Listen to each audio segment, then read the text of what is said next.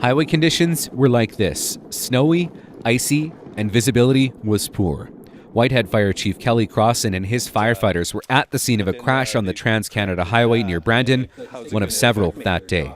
That's when he says it happened so fast, no one saw it happen. Out of nowhere, this car come in sideways, hitting the back of our fire truck, sending him flying into the ditch. A car slid into the back of a fire truck, hitting a firefighter who was getting tools, throwing him into the ditch.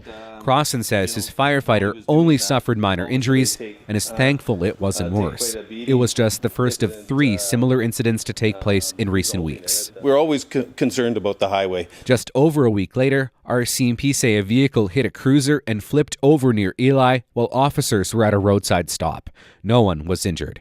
And just last week, a firefighter from Rosetown, Saskatchewan died after he was hit by a semi at the scene of a crash.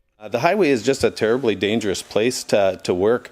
And even if traffic is slowed to 60, it's still going to kill you if somebody runs over you. Brad Yoakum, president of the Manitoba Association of Fire Chiefs, says near misses with vehicles aren't uncommon. Fines for failing to move over for emergency vehicles were increased to $300 in 2015. Yoakum says stiffer fines may be needed, but isn't convinced they will work. We're trained to do.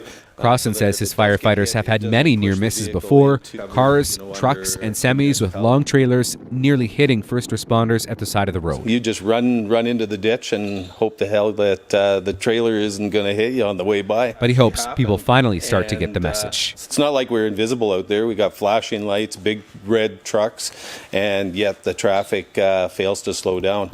Crossan says the firefighter is still recovering from injuries he sustained that day. RCMP say the driver of the car was ticketed for imprudent driving and for failing to move over for an emergency vehicle. Riley Lachuk, CBC News, near Alexander, Manitoba.